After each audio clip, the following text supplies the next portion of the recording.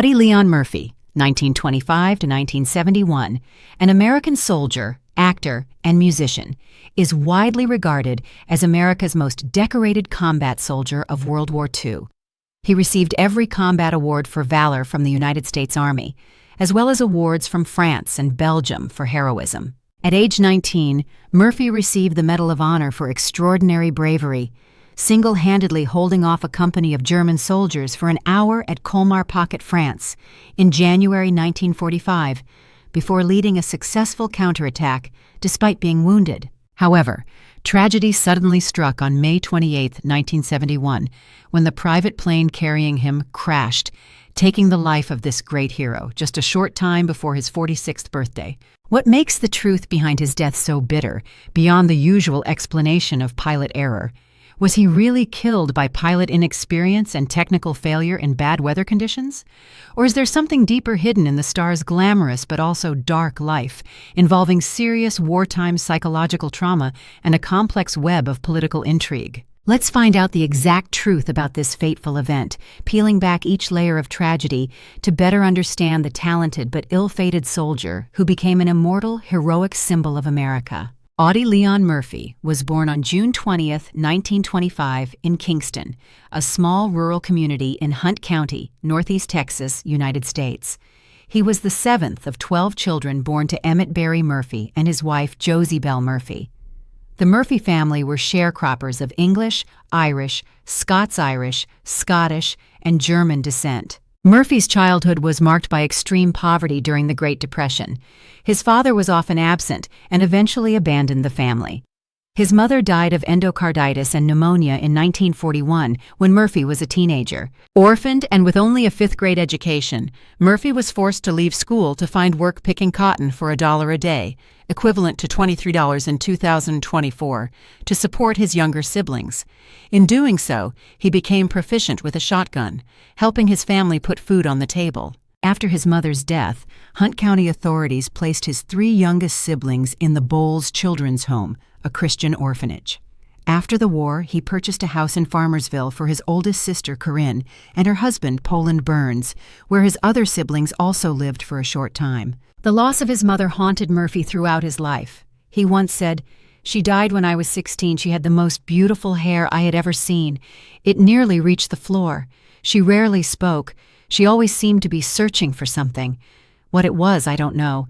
We didn't discuss our feelings, but when she died, she took a part of me with her. It seems I've been searching for it ever since." After the attack on Pearl Harbor in December 1941, Murphy attempted to enlist in the military. However, the Army, Navy, and Marine Corps all rejected him because he was underweight and underage. He was only 5 feet 5 inches tall and weighed just over 110 pounds. His sister then provided a false affidavit that stated his birth date, allowing him to enlist. Murphy was accepted into the U.S. Army on June 30, 1942. After basic training at Camp Wolters and advanced infantry training at Fort Meade, Murphy was sent to Casablanca, French Morocco, in February 1943. He was assigned to Company B, 1st Battalion, 15th Infantry Regiment, 3rd Infantry Division. Murphy's military career was a continuous journey of combat through many important battlefields. He participated in the Allied landings in Sicily in July 1943, where he served as a division messenger.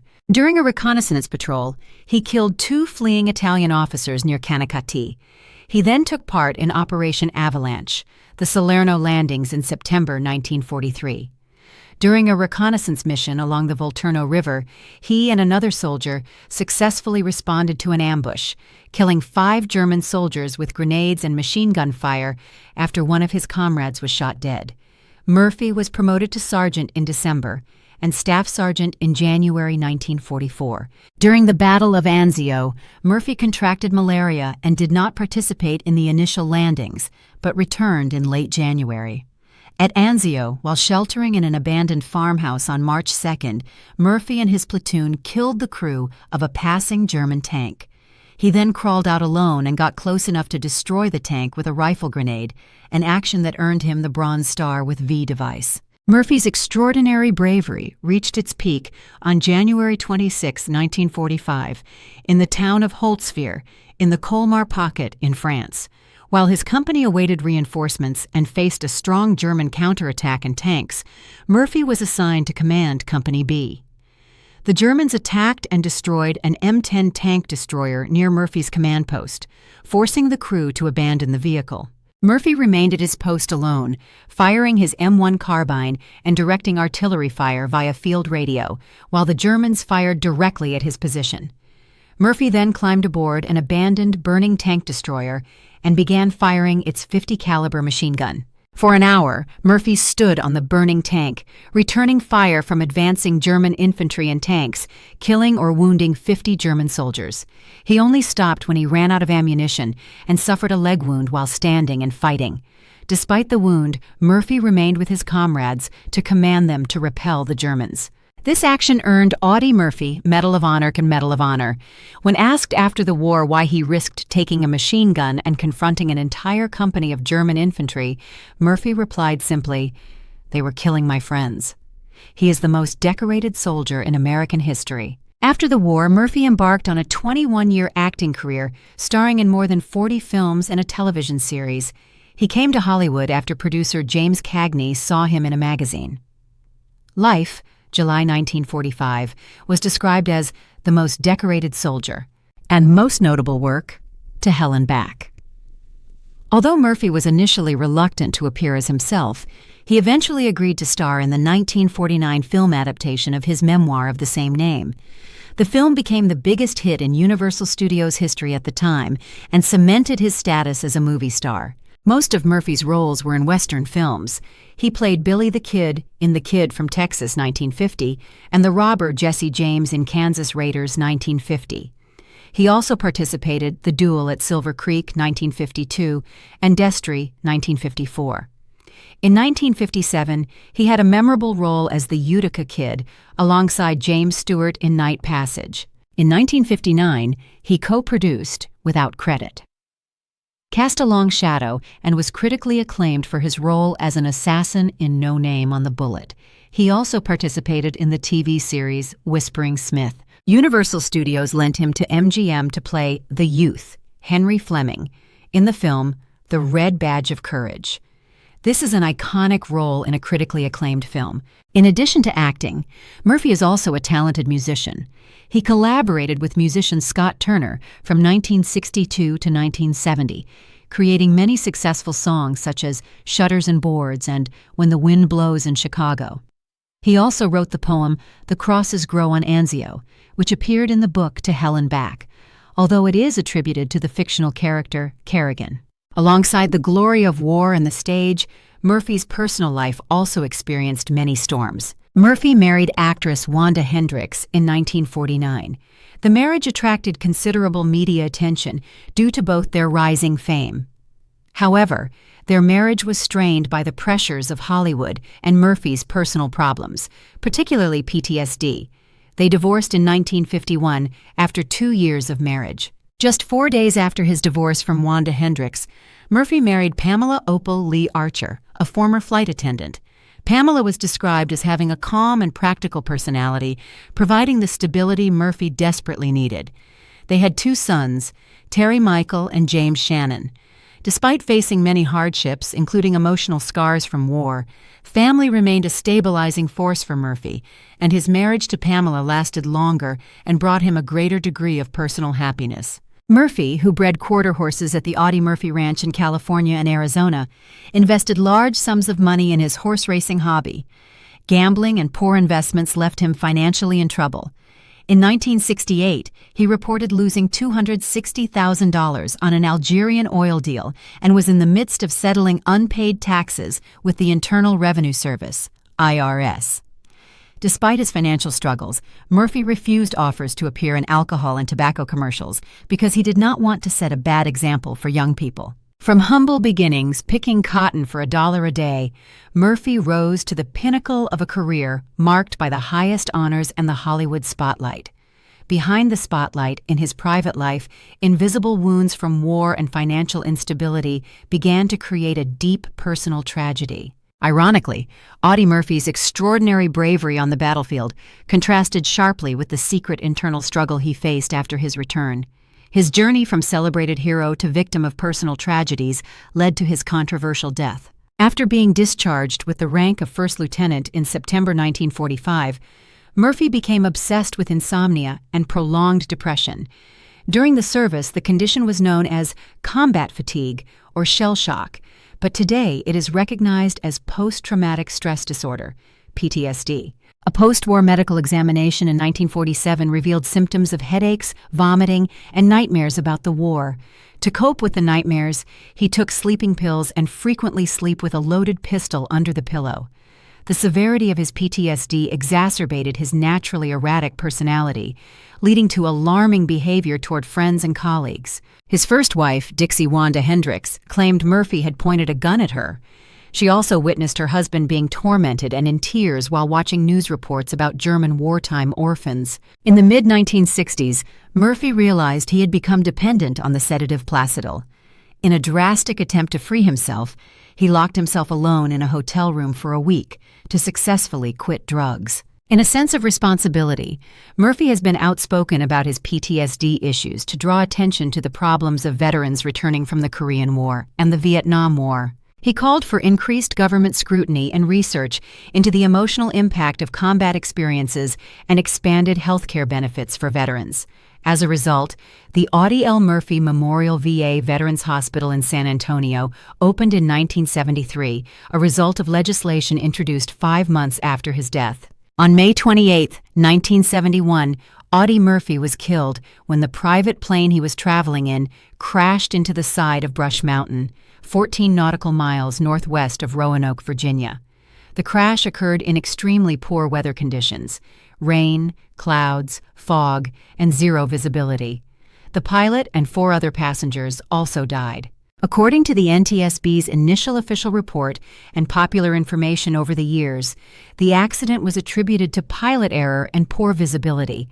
The pilot had only a private pilot's license and reported 8,000 hours of flying experience, but no instrument rating. This is important when flying in blind conditions. However, rumors and suspicions quickly arose, fueled by Murphy's complicated personal life, ongoing struggles with PTSD, and whispers of shadowy forces that may want to silence him. Conspiracy theories have circulated that the crash was staged by intelligence agencies. These theorists believe Murphy may have had sensitive information during his time in Hollywood and had contacts with government officials. Other theories suggest he was targeted for revenge over personal business dealings or was being hunted by organized crime. These doubts are well-founded because several key details of the crash have never been satisfactorily explained.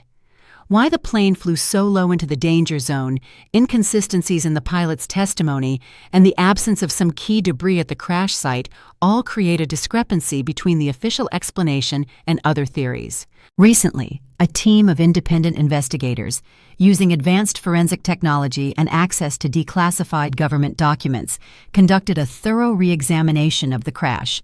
Analysis of the wreckage, flight data, and weather reports using modern tools led to alarming findings. Proved the crash was an act of sabotage rather than an accident. Investigators found evidence of interfere with the aircraft's control system, including cables being cut or diverted in a manner consistent with vandalism. Furthermore, new interviews with previously silent witnesses and former officials have shown that Murphy was being followed in the months leading up to the crash. A whistleblower, who chose to speak out after decades of silence, revealed that Murphy was stumbled upon sensitive information related to secret government activities. This made him a danger to some powerful groups. The whistleblower's testimony paints a chilling picture of a cover-up designed to make Murphy's death look like a tragic accident and silence him forever. These revelations have had deeply disturbing consequences. Audie Murphy, who was praised for his bravery on the battlefield, appears to have betrayed in peacetime by forces intent on wiping him out. What was once romanticized as a tragic accident now reveals a grim reality: conspiracy, betrayal, and calculated violence. This dark truth taints memories of Murphy's final moments, replacing the image of a fallen hero with a man caught in a web of political intrigue and danger. For the Murphy family, the impact was profound. After years of grappling with grief and unanswered questions, they now face the reality of wrongdoing and are demanding a full public inquiry to seek justice. In 1975, a court awarded widow Pamela and her two sons $2.5 million in damages for the accident. The true nature of the incident, after analysis of new evidence, suggests that Audie Murphy's death was more than a simple traffic accident caused by bad weather or mechanical failure. It was the culmination of personal and external tragedy, a grim reminder that even heroes can fall victim to dark forces far beyond the battlefield. Audie Murphy's life was a blend of classic military heroism and modern personal struggles. He was not only a combat icon, but also a pioneer in publicly acknowledging the invisible psychological trauma suffered by soldiers. The greatest tragedy of Murphy's life is that he dared to go public with his battle with PTSD, paving the way for social awareness. He used his fame to raise awareness of veterans' issues and the need for mental health support, becoming one of the first public figures to speak openly about the emotional toll of combat. Despite bouts of depression, insomnia, and sudden anger, Murphy devoted himself to civic activities. He received the Distinguished Civilian Service Medal in 1960 for his cooperation in the television series The Big Picture of the United States Army, where he introduced the latest military weapons. Murphy's legacy extends beyond his 33 medals and honors. His refusal to appear in alcohol and tobacco commercials, despite financial hardship, underscores his personal responsibility for his heroic image.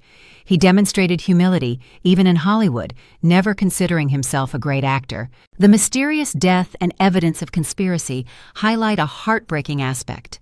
America's greatest soldier, after surviving some of the fiercest campaigns of World War II, may have been killed in peacetime in a plot that spiraled out of control.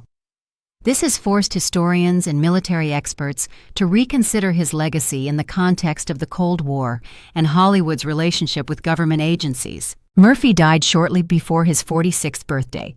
He was buried with military honors at Arlington National Cemetery on June 7, 1971.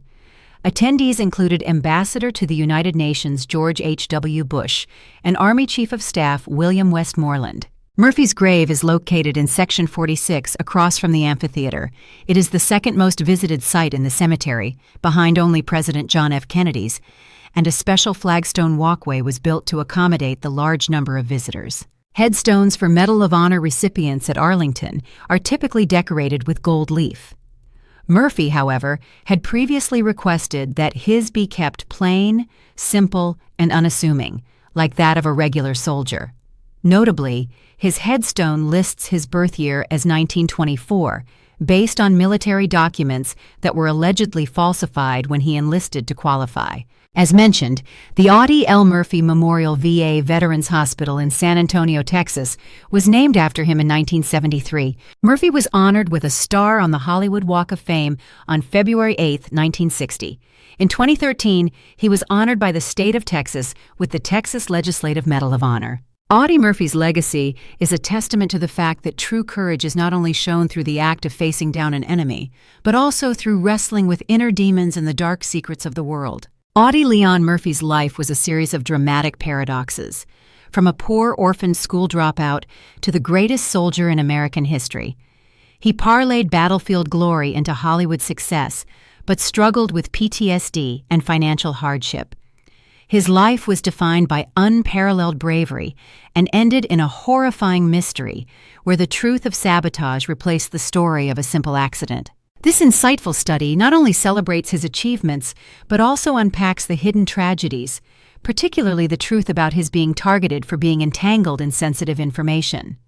Murphy's legacy lives on, reminding us of the terrible cost of war, not just on the front lines, but in the hearts of soldiers. What questions does the hidden truth about Audie Murphy's plane crash, after she sacrificed her life for her country, raise about our trust in powerful institutions and the true cost of heroism in peacetime? Can society truly protect those who protect us, or can they become victims of the secrets they are sworn to keep?